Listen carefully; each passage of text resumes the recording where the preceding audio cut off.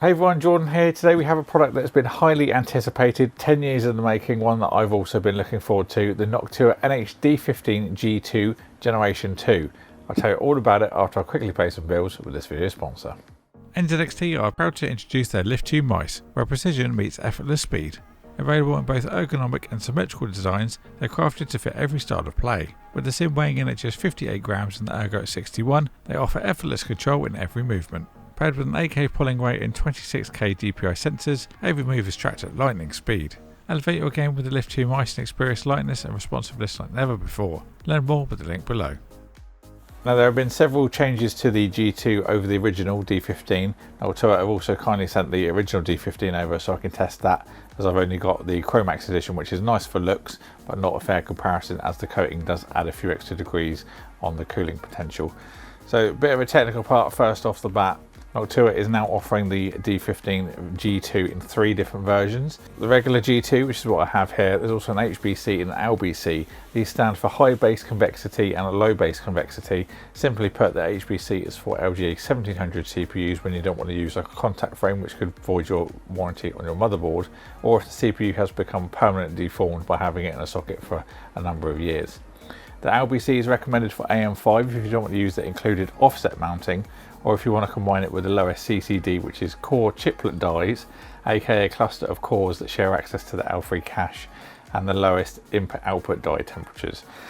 If that has confused you, there is a full chart on the site which I'll put on the screen to make sense of it all. But if you're still not sure, then just go for the standard one. That's what Noctua recommend for standard use. And as you can see, it does cover all of the eventualities as well, even if some of them aren't quite optimal. This is what I've got, as I'm going to be using this on several different CPUs over the next few years.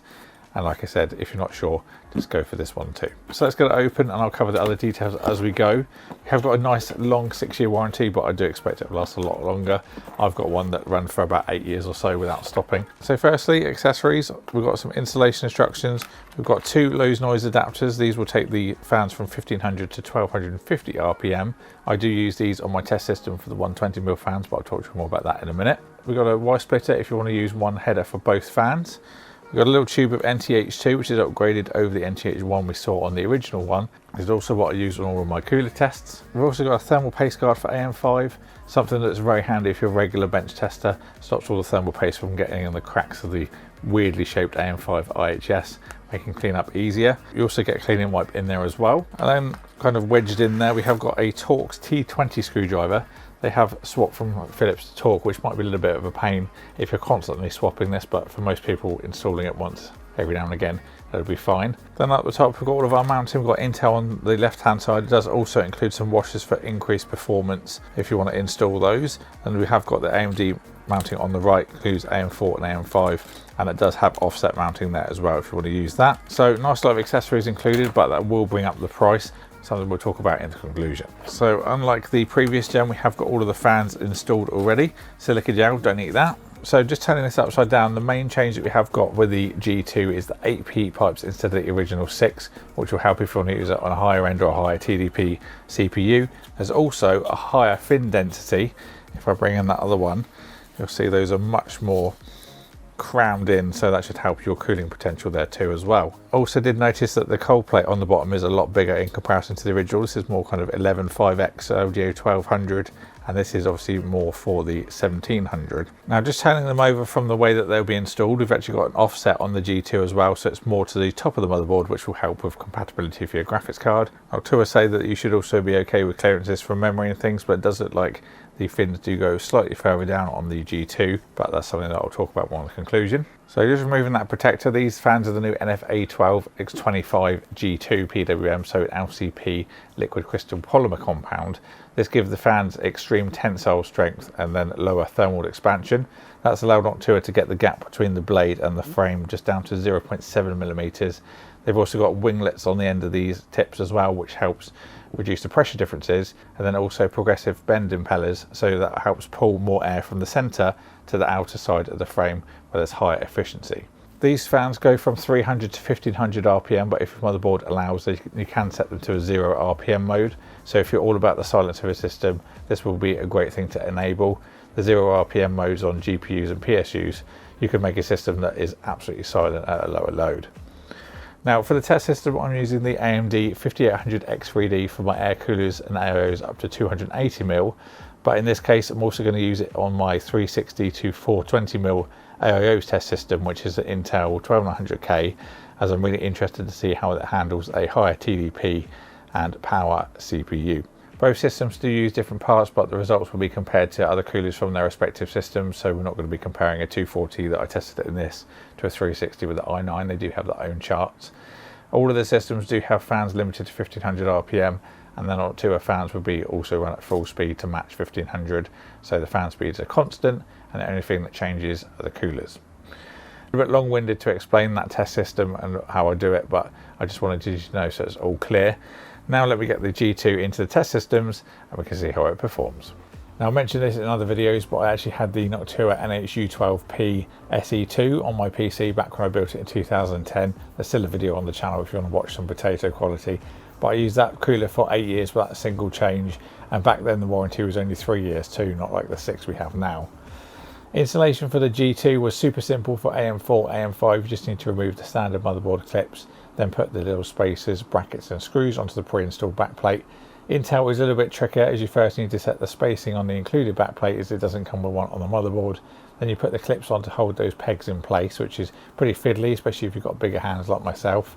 Then you've got to put that through the motherboard, then add the spacers, brackets and thumb screws, then you're ready to mount the cooler. I did have to move the fan up, as you can see, in this test system and the other one, just to account for the Kingston Fury Beast DDR4 and DDR5 that I use, but it was very easy to do and it still fits okay, even when I used it in the smaller Corsair 4000D. So good to know you can fit this big boy in some smaller cases. There are a lot more steps to the Intel, and I think that's something that could be improved. It's very easy on AMD, yet for Intel it's the other way around. So if you're installing this every few years, maybe if you change the thermal paste, then it's going to be fine. But for a product of this price, I'd like to see something a little bit more finessed and user-friendly. Also, another little install note for Intel: the default picture that they use in the manual does show the brackets on the sides, but that will make the cooler face up. So if you want to have it in the traditional method like I've got here, with the fans going through the airflow from the front of the case, you will need to put them on the top and the bottom of the socket instead of what they show in the picture. So let's cover the temperatures and I'll get on to some other points. As I mentioned, I tested this with my 5800X3D, which is my air and 240, 280mm AIO test system.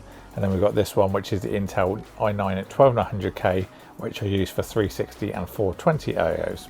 The fans on both systems are set to as close as 1500 RPM as possible, and then the Noctuas were set to full speed, as their maximum RPM is 1500 anyway. For the 5800X3D, the original NH-D15 gave a delta temperature of 58.6, then the G2 came in with a result of 57.3, so just over a degree cooler, a very good result.